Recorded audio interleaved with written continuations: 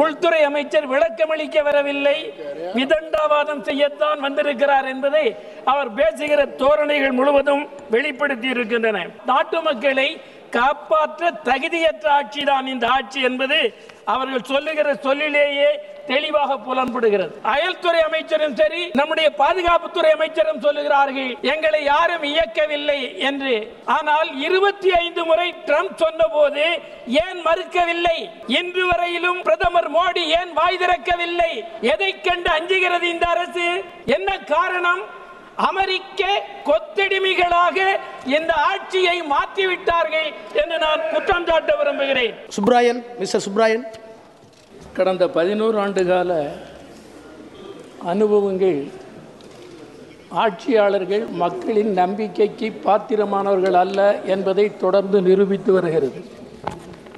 அதனுடைய தொடர்ச்சியாகத்தான் இந்த பஹல்காம் சம்பவத்திலேயும் ஆபரேஷன் சிந்தூரிலேயும் அவர்கள் வெளியிடப்பட்டிருக்கிற ஒவ்வொரு விஷயங்களிலும் அவர் நம்பிக்கைக்குரியவர்கள் அல்ல என்பது உறுதிப்படுத்தப்பட்டு வருகிறது. ஆர்டிகிள் 370 நீக்கப்பட்டதற்கு பின்னர் அந்த பகுதி முழுவதும் எந்தவிதமான பயங்கரவாதமோ தீவிரவாத தன்மைகளோ வெளிப்படவில்லை என்று சொல்லுவது எவ்வளவு பொய்யான, மக்களை ஏமாற்றுகிற வேலை என்பது பஹல்காம் சம்பவம் உறுதிப்படுத்தி இருக்கிறது. 26 பக்தர்கள் கொல்லப்பட்டிருக்கிறார்கள். அதற்கு எது காரணம்? உளவுத்துறை முடமாக்கப்பட்டிருப்பதுதான் காரணம்.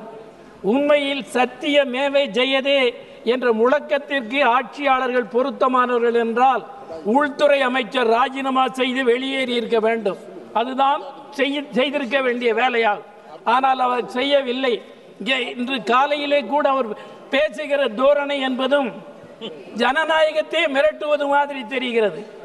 உள்துறை அமைச்சர் விளக்கமளிக்க வரவில்லை, விதண்டாவாதம் செய்யத்தான் வந்திருக்கிறார் என்பதை அவர் பேசுகிற தோரணைகள் முழுவதும் வெளிப்படுத்தி இருக்கின்றன. நாட்டு மக்களை காப்பாற்ற தகுதியற்ற ஆட்சிதான் இந்த ஆட்சி என்பது அவர்கள் சொல்லுகிற சொல்லிலேயே தெளிவாக புலன்படுகிறது.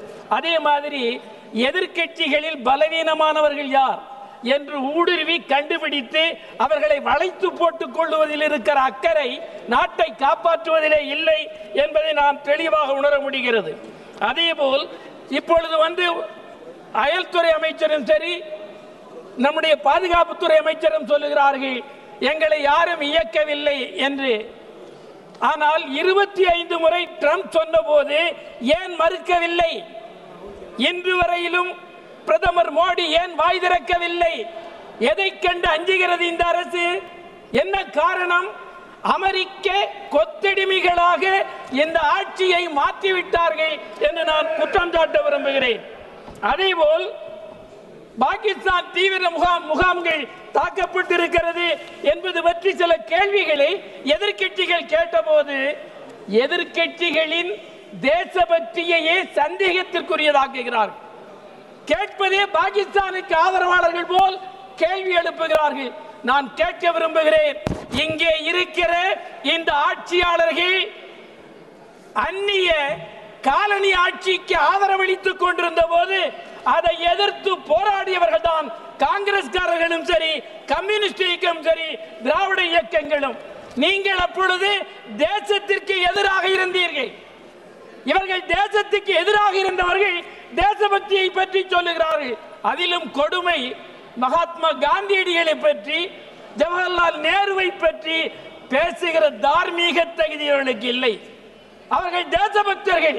9 ஆண்டுகள் சிறையில் இருந்தவர் ஜவஹர்லால் நேரு. இந்தியாவினுடைய உலக அரங்கில் இந்தியாவின் பெருமையை ஒளிவீசி செய்த அந்த ஜவஹர்லால் நேருவை பற்றி இவர்கள் குத்தி காட்டுவது உள்நோக்கம் கொண்ட அரசியல் அவதூறு. அவற்றை நிராகரிக்கிறோம். நிறைவாக ஒன்றை சொல்லி முடிக்கிறேன். ஒரே ஒரு விஷயத்தை சொல்லி முடிக்கிறேன். இந்திய கம்யூனிஸ்ட் கட்சியின் சார்பில் நான் பேசுகிறேன்.